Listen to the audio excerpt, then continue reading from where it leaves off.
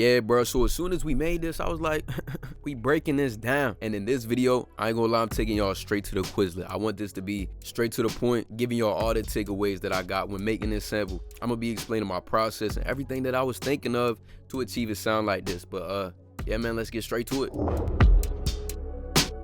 All right, bro, so the first thing that I added out of this CS80 plugin,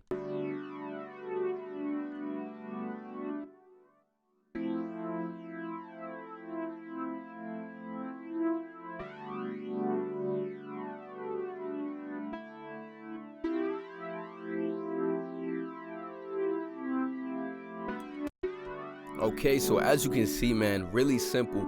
All of my ideas, I like to start them off as simple as possible and then build on from that. So for the effects, I put on this little meta flanger, and then I made it mono so I could give it that authentic 90s R&B sound. You feel me? So I'll play it real quick, not mono. You feel me? The sound is already cool. You want to start off with good sounds, and then this is mono. What me putting this in mono allows me to do is it helps me fit and reposition each instrument in the mix how I please. You know what I'm saying? Like you can see I got this one in mono, but this is pan left, so it's only gonna be doing that specific job in that left side. All right, so the next thing to note with these, man, is I have this little space cut out because when you hear silence in a sample, it instantly grabs your attention because silence in itself is an instrument. All right, so for the next sound, I got this piano.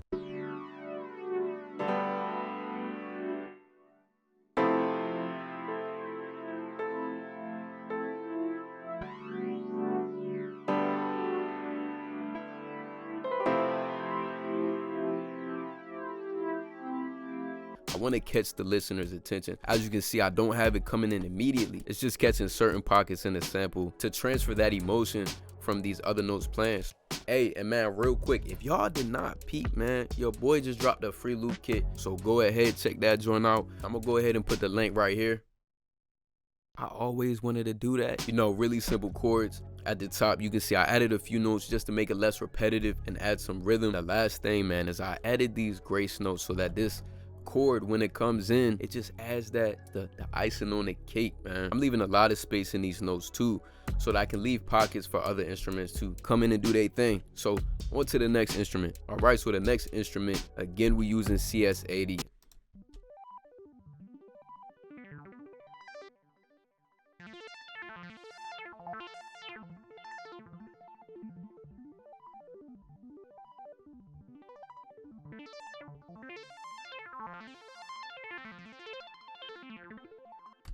Now I'm using this arpeggio wave sound, and I'm not gonna lie, it sounds like that one Future song. Bro, this is one of my favorite samples known to man, bro. Real talk. I don't know what it is, but when that joint just come in, I'm so groovy.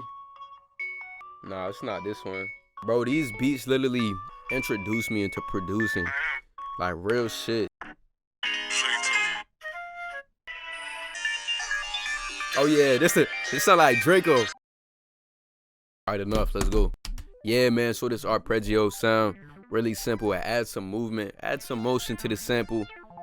And again, man, I just copied the same notes as the first instrument. So then after that, I just added this boo-boo bass. Now, I'm not gonna lie, bro. This bass, stop sleeping on it, man. So let me show you some sauce. Come here, turn this knob up, and just turn these joints down. And it sounds a little bit more realistic. I don't have contact, man, so this has to be my knockoff Rickenbacker.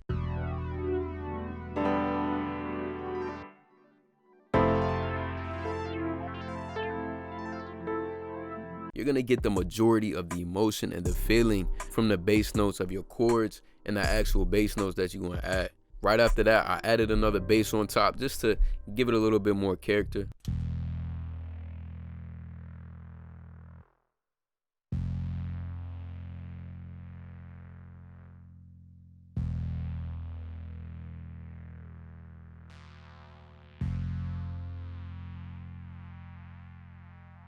So I added just a few more melodic instruments.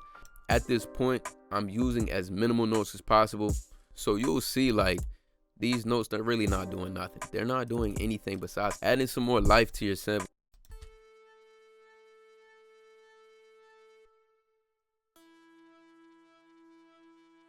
I'm low-key like a melody genius. All right, and we got 2 more. So I'm gonna play this alongside of the Prophet sound.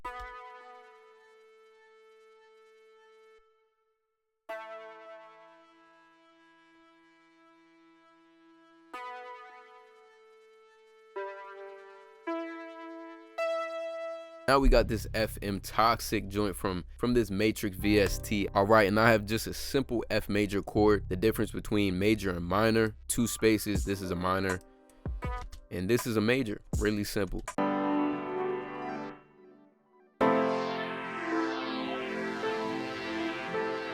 So the intention behind me adding these, I just wanted to complement the buildup of the sample. That was the last melodic component that I added. And then right after that, I had to come in with some percussion. First thing I added was this rim, just on the default spot. So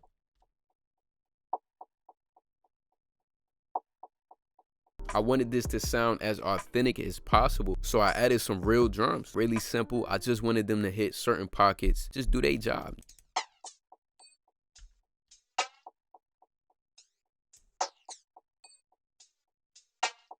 Yes, sir. Then I added this little hot ass breath. I felt like Timbo a little bit, so I came in with these this beatboxing.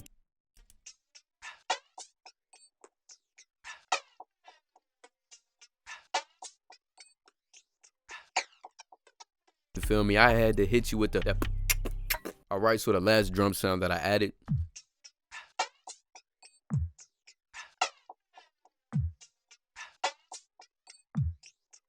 This really filtered kick. Now I'm gonna show y'all the effects that I have right now. So for the effects on the drums, I got some OTT. I wanted to bring it forward and give it some texture. I got this meta flinger, and then I added this EQ just so I could fit it in the back of the mix and make it less distracting. All right, now for this kick, I added this fruity filter on it and some simple EQ.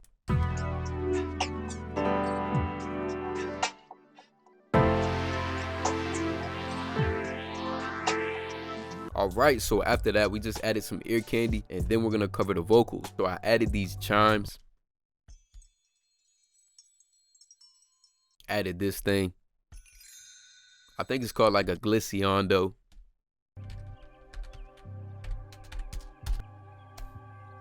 Glissando. Crazy. Added some more chimes. For these chimes, you can see I just EQ'd the lows out. I did absolutely nothing to these. I turned this way down and just took out some of the highs. All right, so this is the last sound that I added when it comes to the ear candy and percussion part.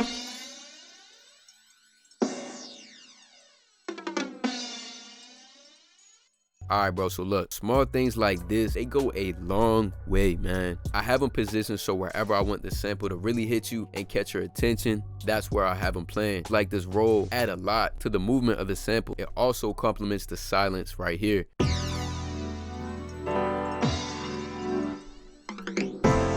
A lot of the times, man, the ear candy can really just tie in the whole vibe of the sample or the whole aesthetic or feeling that you try and get out of it. It just adds that icing on the cake, that glitter. All right, so we got this guy right here. He was trying to run, but I caught his goof ass.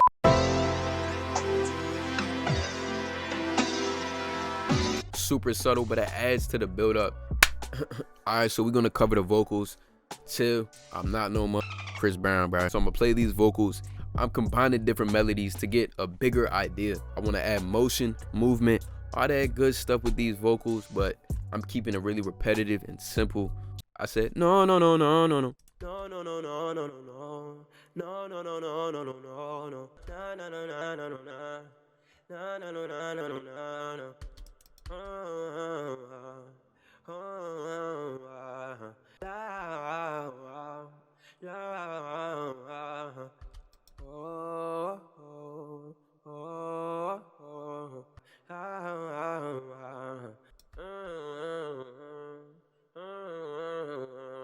Now, I have recorded these at a slower BPM on purpose because I knew I wanted to speed the sample up later in the process. So, as you can see, I recorded it on 108 BPM. It's gonna give it a really cool sound and fix all those small imperfections. I wanted this to sound like a choir, like really big, a bunch of people just, you know what I'm saying, doing their thing, repeating the same riff as well. And me, honestly, I use it selectively, but it's a really good technique if you don't have the most accurate vocals. All right, so for these vocal effects, man, I got most of them routed to their own channel, just panned them left and right. And what I did was I routed all of these to one mixer bus. And how you do that, hit Control and Shift. If you're on Mac, it's going to be Command Shift, but I'm gonna just select these joints, right? And then I'm gonna come down to this little arrow, left click it, and go to route to this track only. And what that does is it takes all of these and routes it to one bus. So now you can process all of these things with just this one channel. So the first thing that I got on these vocals is CLA 76, just some simple compression. I'm trying to make these sound as cohesive as possible. Then I came in with this other compressor, this Puig. Next thing that I did was I added some delay, EQ, took out some of the lows. Then I added this doubler so I can make it wider. Check me out, I EQ'd this section. Now usually it's gonna come like this or something like that, bro, but I wanted to tame these and sit them behind the other instruments, sit them in the mix where they're there, but I don't want them to be so dynamic that they distract the listener and take away from the cohesiveness of the actual sample itself. If we go to that bus that we routed all of these to, and then just click, don't right click, just click, what it'll do is it'll create a send. And what this does is it allows you to mix this duplicate into the original sound. So I'll show you what I'm talking about. So on this send is I got some reverb just to add some more depth and space to my vocals. And I panned this to the left, and for this one, panned it to the right. I didn't add anything.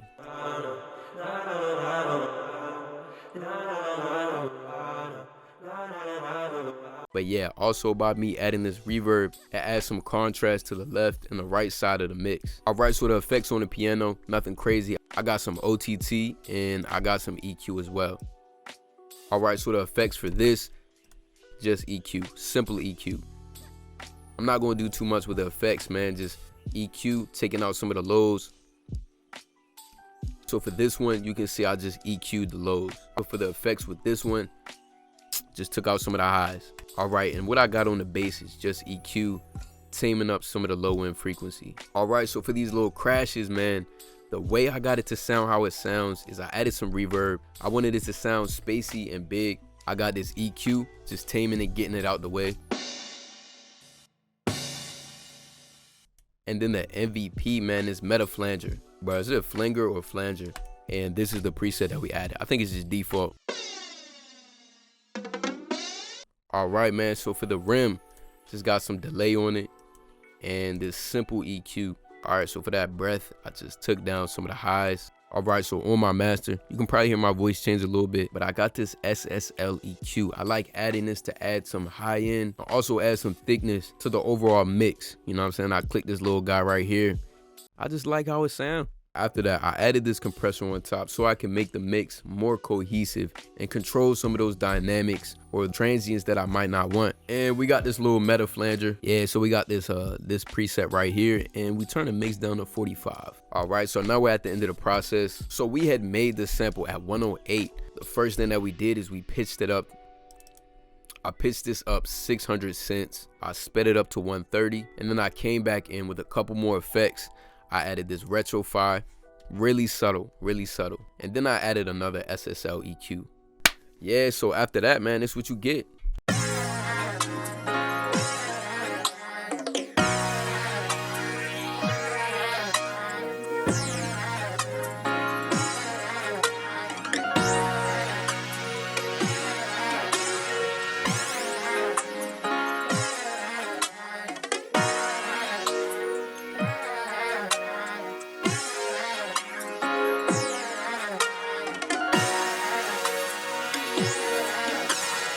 But yeah, man, that's the video. I am more than grateful for anybody that made it this far. Make sure y'all check out my IG. Go ahead and download that free sample pack that I got for y'all boys. You know, we inspiring creatives one day at a time. And man, if y'all want some workout videos, let me know. We can do some cook-ups at the gym.